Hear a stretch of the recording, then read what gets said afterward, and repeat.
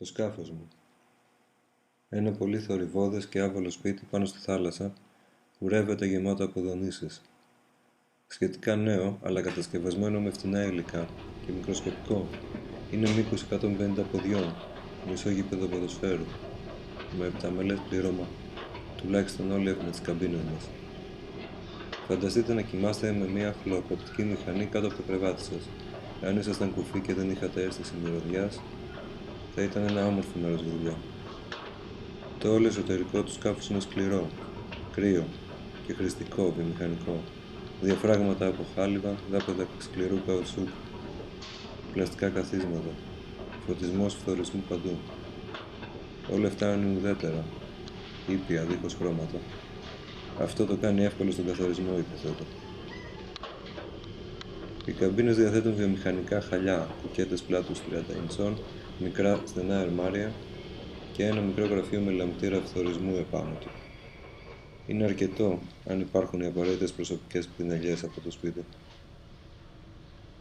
Πολλές φορές από την πλώρη μπορείτε να δείτε τα εκπληκτικά χιονισμένα βουνά, φωτισμένα από το φως της σελήνης και την αντανάκλασή του στο νερό. Κατά τη διάρκεια της ημέρας, το νερό μοιάζει σαν πράσινο κρίσταλλο, πολλές φορές γεμάτο με χιλιάδες μικροσκοπικά παγόβουνα, από το παγόβουνο της Κολούμπια. Αλλά ο εκοφαντικός θόρυβος των 10.000 ύπων της μηχανής και ο ανθυγιεινός μαύρος καπνός συχνά ακυρώνουν την ομορφιά. Αυτό είναι το σκάφος μου, με λίγα λόγια. Το σπίτι μου για τους 6 μήνες του έτους.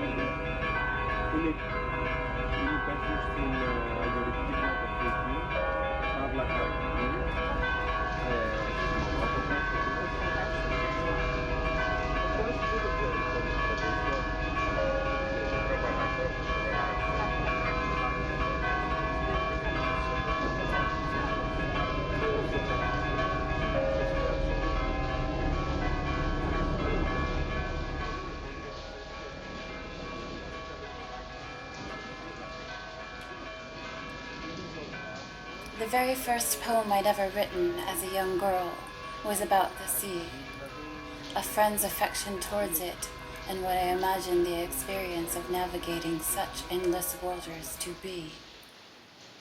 An inland child, I looked upon any ocean or sea as a foreign entity.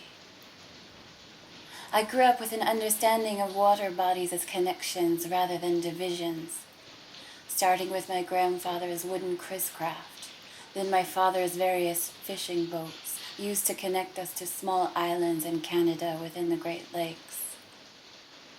Then, we began venturing to other countries by air, and, although amused by feeling weightless and so close to the heavens, I recall being disappointed to find the thrill of the ground experience, of navigation, to be missing. After arriving in these foreign lands, however, we usually found another commercial fishing boat or ferry to carry us to nearby land or adjoining islands. So all was well again. But how did we get there? I always had a penchant for seeking what was beyond. Whenever finding myself at a coast, my curiosity of what was beyond any horizon was inexplicable and irrevocable. There was no question. I had to know. This occurred throughout my years living in the United States, so vast a land it made understanding distances to other cultures almost impossible. Then I found myself in New York. I worked, and I worked, saving pennies to one day be able to satisfy a need growing inside me every time I walked to the East River and gazed upon an eastern sunrise through stones and wishes into turbulent, dividing waters. In 2007, I left America, fell in love with many people in many places, and established residence in Paris, alone. In 2013, I returned to America. The years between were passed too quickly, understanding who I was to a greater degree, while also seeking that one place I thought to be there, where I belonged and was more than sure I would find. Briefly visiting family, now as a foreigner with a newly acquired French-ish accent, I found there to be not a person who really recognized me anymore, or maybe nobody who ever truly knew me. I was now neither French nor American, in mind, in body, in accent, or in spirit. I was only myself by name, unadorned and unaddressed, unclassified by profession or categorical frame. I flew cross-country to the West Coast, then further north into Fairbanks, Alaska. After a brief period consisting of days without nights, my brother and I took a road trip south to Anchorage, where I was to maintain residence for almost 3 years. One can understand many years of haste, of fear, in one of the most honest and true moments of silence in nature. Alaska is a land where every man fends for himself, his territory and right to survive. There are many outlaws, many living secrets, and many running from something they hadn't the courage to face in the lower states. In its cities, people carry this mentality with them. Aside from natives who mostly live among themselves, wherever people are joined together for whatever reason in its cities, or let's call them settlements, I had found a true friend, someone to trust, was more than difficult to find. Then I met Randy. An embrace just as trembling as mine, a heart so pure it made me question my own. We both had spent the past 10 years of our lives in flux, in transit, and with no appointed destination to call home. I couldn't figure out what Randy was running from, as most were so wonderfully succeeding at in this frigid land. Rather, I found him to be seeking something deeper beyond his trade and much hungrier than what two could consume the Thanksgiving we, two strangers with no family, shared together one year. Then I understood that he does not live half of his years inland, or even on land. Like so many employed by the state, either guarding territory or entertaining profitable interest in the oil industry, Randy, a naval engineer who acted much less within motives of self-interest, found his way to help, engineering a vessel guiding tankers through Prince William Sound. With only brief meetings, he and I corresponded through text messages, telephoning, and the United States Postal Service. I found his descriptions of what he saw most days to be poetry. In a way, we both held strong opposition to an afore-witnessed form of societal selfishness and had learned something more important along our dissimilar routes towards where we felt we could one day belong. In effect, further into a kind of solitude. In different ways, we were both seeking a way to reach others beyond the land we were during that time sequestered to. In 2016, Randy departed Alaska for his next 6 months afloat in Prince William Sound. In 2016, I left America to live my next 2 years of living in Greece. From Alaska to Athens, and for the first time living so near to a water body connecting to the rest of the world, the experience was less its poetry and became less foreign to me. Inland plains and forests, though well known and confided in, have become all too distant relatives.